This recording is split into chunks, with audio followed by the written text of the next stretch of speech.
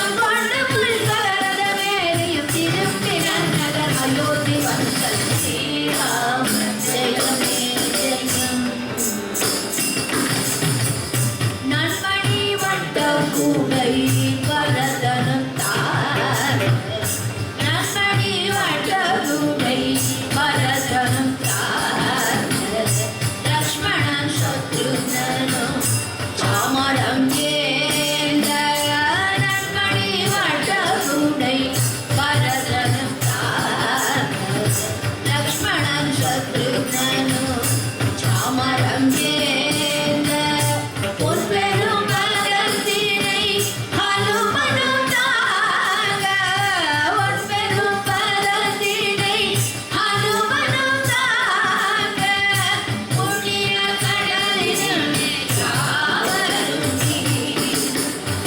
பொற்பெரும் பரத்தினை ஹனுமனும் தாங்க புண்ணிய கடலினுள்ளே காவலும் புவியும் வானுலகம் ஒன்று கூடி வர பொருத்திப்பான் பற்றியும் நின்றது புவியும் வானுலகம் ஒன்று கூடி வர பொருத்திப்பான் பற்றியும் நின்றது பொங்கு மங்களம் இறங்க துந்திவி முழங்க மறைமொழி நின்றது புவியும் வானுலகம் ஒன்று கூடி வர பொருத்திப்பான் பற்றியும் நின்றது பொங்கு மங்களம் இறங்க துந்திவி முழங்க மறைமொழி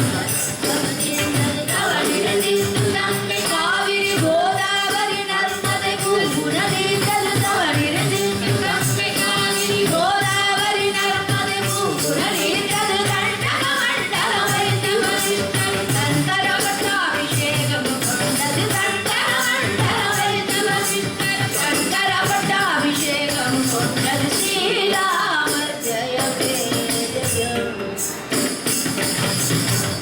காசிக்கு வீசமென கருணையை செய் காசிக்கு வீசமென கருணையை செய் கங்கைக்கும் அதிகமாய் மங்களம் செய் காசியா உலகிடை மனதறிந்தே உய்யும் காசியா உலகிடை மனதறிந்தே உய்யும் மாயை இதை கேட்டால் தானாக பொய் மாயை இதை கேட்டால் தானாக பொய் வாரிதியை அணை கட்டி நடந்தது வானதிலே மலை சுமந்து சென்றது வாரிதியை அணை கட்டி நடந்தது வானதிலே மலை சுமந்து சென்றது வனத்திலே கிடந்த வெறு கல்லையும் ஆசு நீக்கி பெரு வாழ்வையும் தந்தது மனத்திலே கிடந்த வெறு கல்லையும் ஆசு நீக்கி பெரு வாழ்வையும் தந்தது காரியம் எதில் துணையாக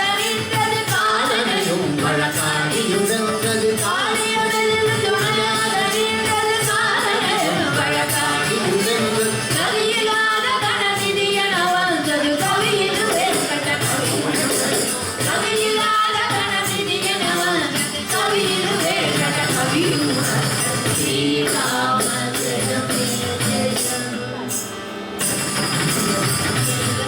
முதலாகிய வேதம் செய்வதிலே தலையாகிய போதம் புரிவதிலே முதலாகிய நாதம் உலகத்திலே முதலாகிய கீதம் ஸ்ரீராம ஜெயமே ஜெயம் ராம ஜெயமே ஜெயம்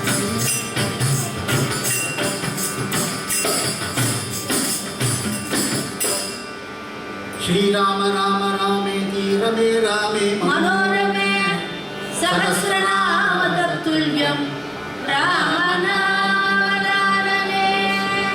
ராமநாமத்துடைய பெருமை மகான்கள் சொல்றான். தியாகராஜர் சொல்ற பகவான் சுவாமி உன்னை யாரும் என்னால் நிர்ணயம் பண்ண முடியல. நீ பரமேஸ்வரனா, நாராயணனா, இந்த பரபிரம்ம ஸ்வரூபமா, நீ யாரும் என்னால் சரியா சொல்ல முடியல சுவாமி. ஆனால் ஒரே ஒரு விஷயம் மாத்திரம் எனக்கு நன்னா தெரியுது. சிவமந்திர உனக்கு மாஜீவமு மாதவ மந்திரமுனக்கு ராஜீவமு ఈ వివరము తెలుసిన గనులకు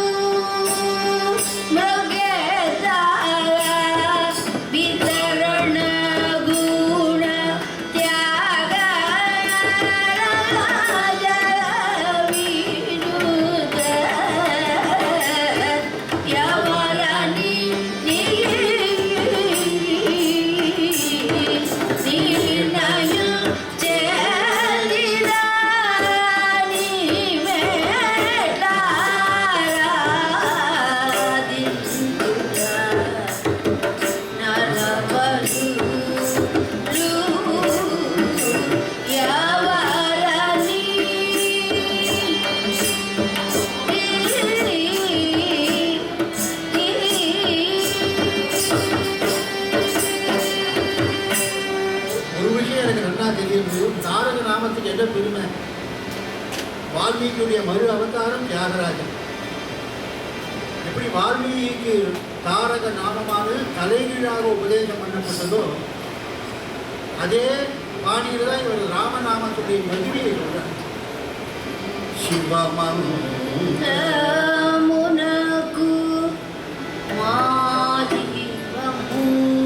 நமச்சிவாயன்னு சொல்லக்கூடிய மகாமந்திரம் சிவமந்திரத்தில் மானு சொல்லக்கூடிய அக்ஷரம் ஜீவனாது. அந்த நமசிவாயன்றதுல மாவை எடுத்துட்டா அதனுடைய அர்த்தம் மாறி போயிடும். அது மாதிரி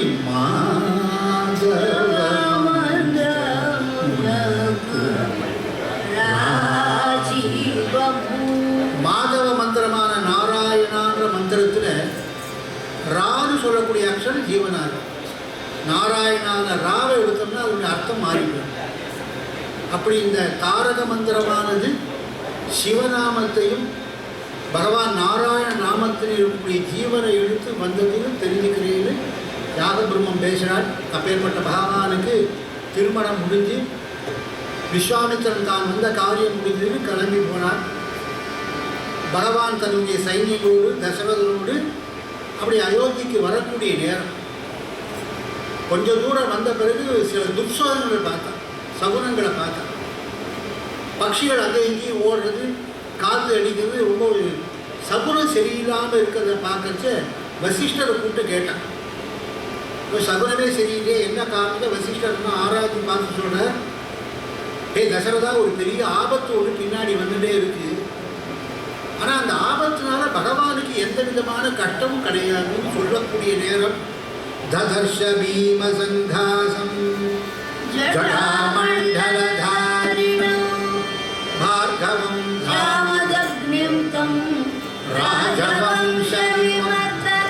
பரசுராமனானவர் நேர வரார், கோபத்தோட வரார். அந்த சிவதனுசு முறிந்த அந்த சப்தத்தை கேட்டு பரசுராமன் வரார். ஏன்னா பரசுராமன் மகாவிஷ்ணு அவதாரம்.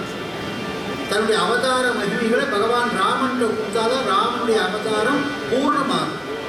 விஷ்ணோரத்தம் மகாபாகம் பகவானுடைய அவதார காலத்திலேயே விஷ்ணுடைய பேர்பாதி அம்சமா ராமன் அவதாரம் பண்ணினான். அது முழுமையாக அடையணும்னா அந்த பரசுராமன் இருக்கக்கூடிய சக்தியும் பகவான்கிட்ட வந்து சேரணும். அப்படி அந்த பரசுராமன் கோபத்தோடு வந்து ராமனுக்கு பின்னாடி வர வசிஷ்டாதி மகர்ஷிகள் எல்லாம் பயப்படுறாங்க. பரசுராம அர்க்கியம், பரசுராம ஆச்சமனியம்னு எப்பொழுது சொன்னாலும் அலட்சியமாக அவளெல்லாம் அப்படி விளக்கிட்டு பகவானை பார்க்க போகிறார். பகவான் சாந்தமாக சிரிச்சு நிற்கிறான். ஒருத்தர் நம்மளை அலட்சியம் பண்ணால் நமக்கு கோபம் ஜாஸ்தியாக தான் வளர்க்கும். அவள் அலட்சியம் பண்ணுறாளேன்ற கோபம். அப்படி பரசுராமனுக்கு கோபம் அதிகம். அடுத்த க்ஷணம் ராமனை தலையிலேருந்து கால் வரைக்கும் பார்த்தார். மண்ணினில் காணுகிறாயே காணுகிறாயே ஆசீர்வாதம் ரகுராமா. அருணாச்சல தெரியாரு. மண்ணினில் காணுகிறாயே ஆசீர்வாதம் ரகுராமா. ஒருத்தர் வந்து நமக்கு நமஸ்காரம் பண்ணாதான் ஆசீர்வாதம் பண்ணணுமே ஒழிய நாம குடும்பம் போய் ஆசீர்வாதம் பண்ணக்கூடாது. ஆனால் இவருக்கு ரொம்ப அலட்சிய பாவம். அடுத்த க்ஷணம் ஆசீர்வாதம் பண்ணுறேன்னா சுவாமி சிரிச்சார். கண்ணினில்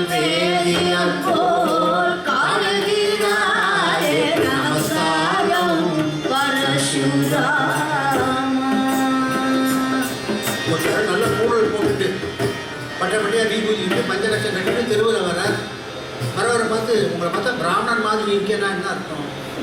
அந்த பிராமணனுக்கான லட்சணம் இல்லைன்னு அர்த்தம். அது மாதிரி கண்ணினில்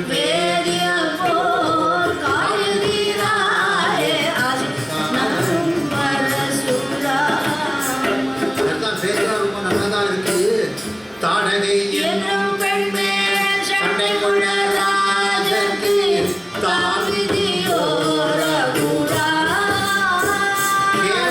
பெண்ணை போய் அடிக்கிறா, தாடகைன்னு பெண் பேரை போட்டிருக்கீடா, இதுக்கு பெரிய வீரம் வேற பேசிக்கிறாங்க. சுவாமி சிரிச்சார்.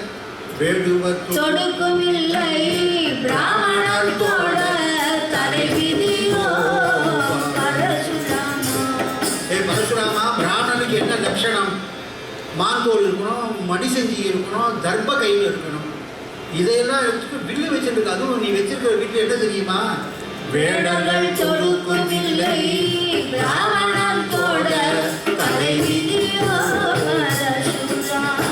சத்திரியன் வச்சிருக்கிற வீட்டு கூட எல்லாம் வேடம் வச்சுட்டு இருக்கான். பறவையும் மானையும் அதையும் இதையும் அடிக்கிற வீட்டை வச்சிருக்கான். சொல்ல சொல்ல பரசுராமனுக்கு கோபம் அதிகமாக இருக்கு. ஆனால் பெண் பொண்ணை செய்வது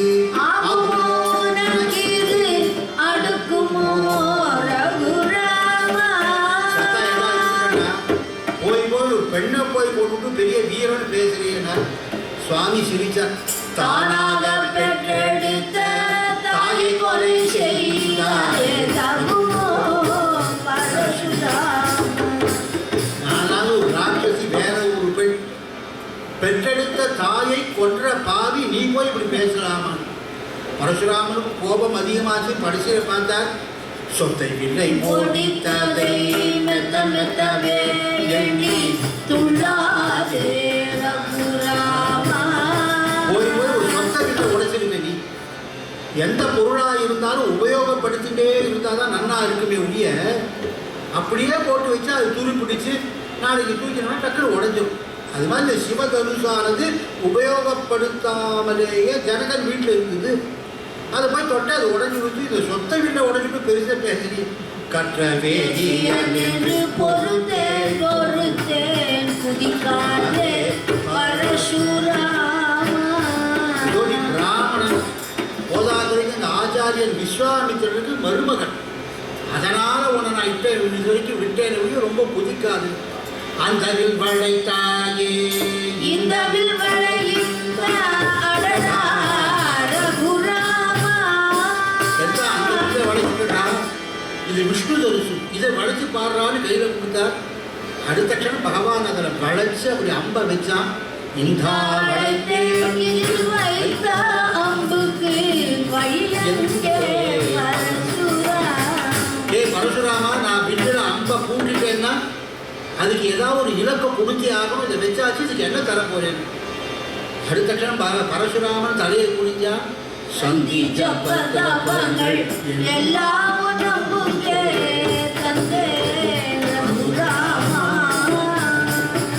பின்புத்திக்காரன் இது பிறப்பாவோடு பேச்சு பரசுராமா.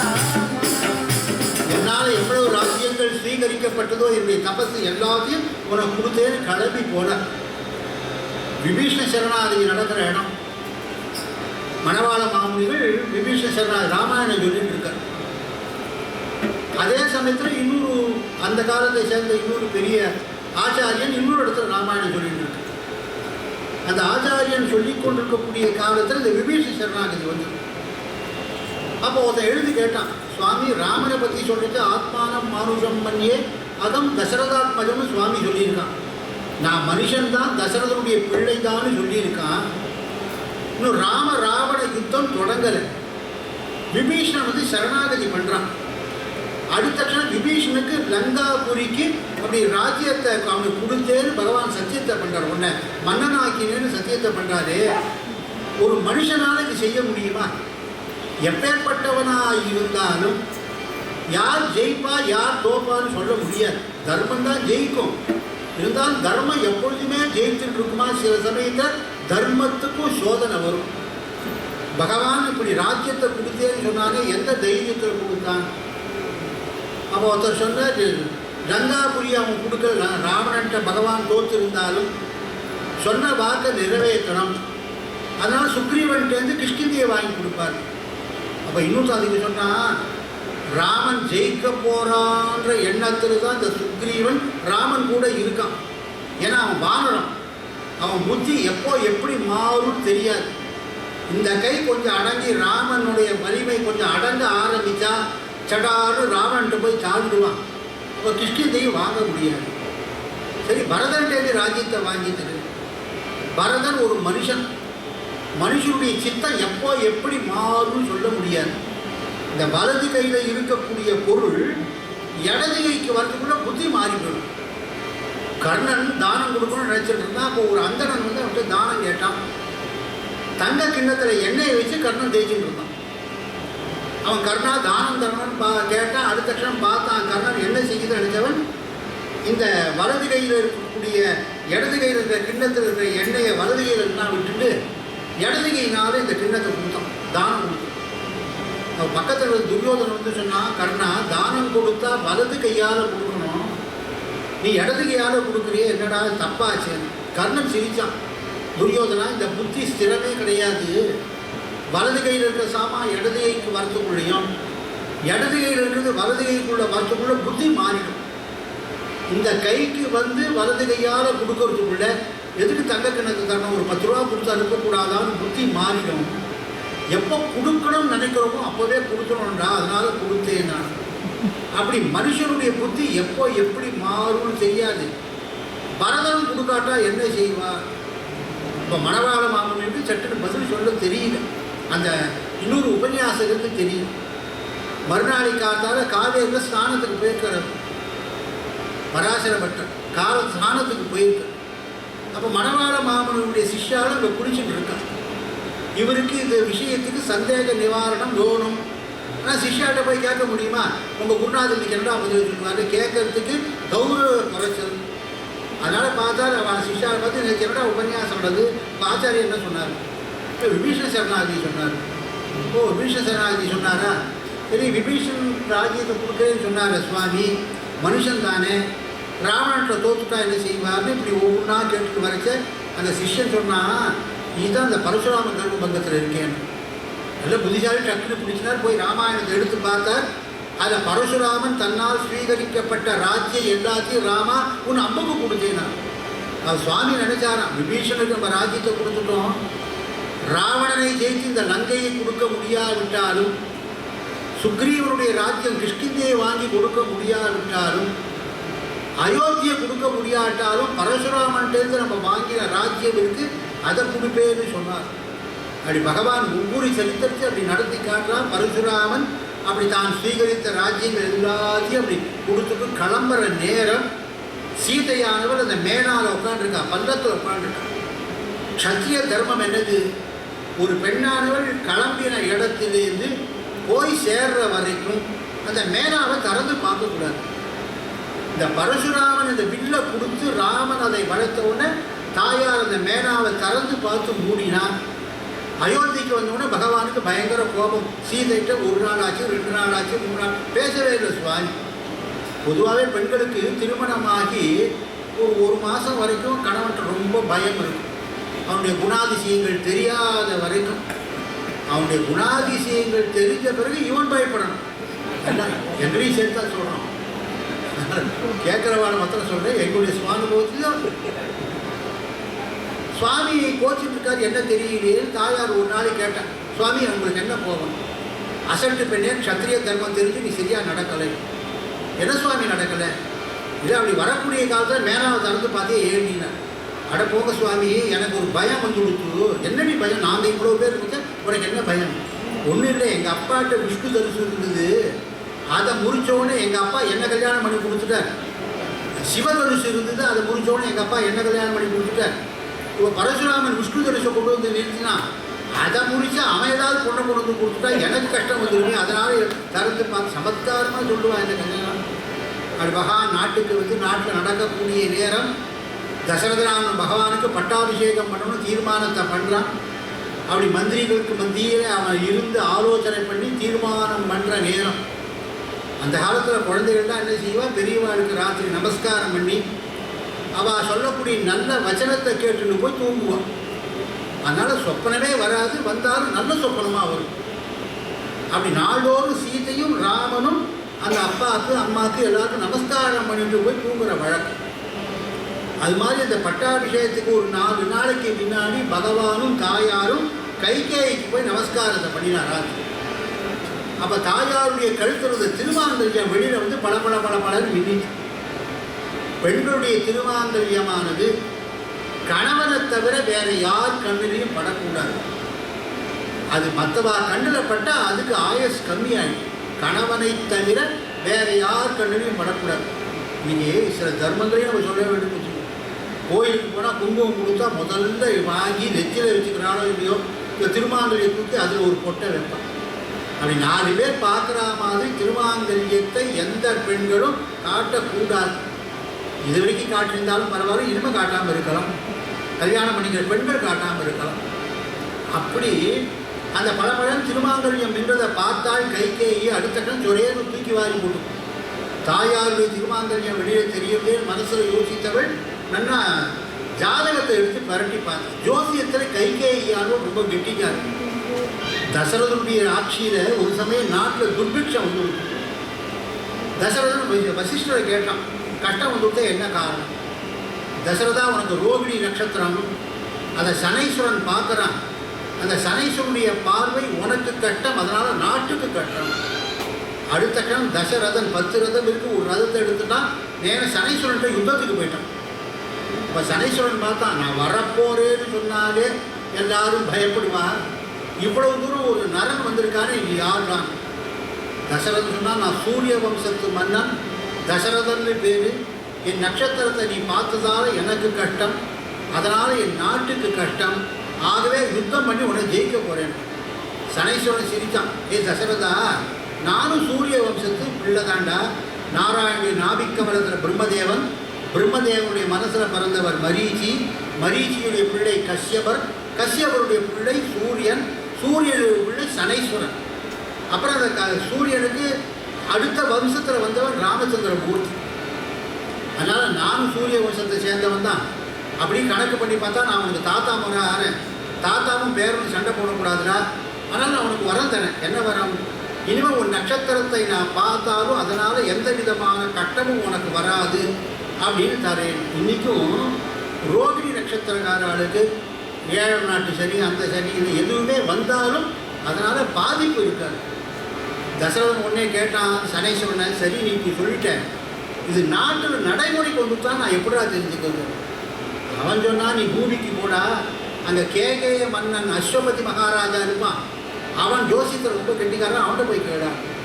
தசரதன் தேரை எடுத்துட்டு வரான், வரக்கூடிய வழியில் வழியை விட்டுட்டான், பூமிக்கு எப்படி வர்றதுக்கு வழி தெரியாமல் அப்படி தவிக்கிறான். அங்கங்கே கோலமாக இருக்கக்கூடிய பூமி தெரியும். அப்போ ஜடாயு சம்பாதின்னு 2 பட்சிகள் சூரியனை நோக்கி போகக்கூடிய நேரம்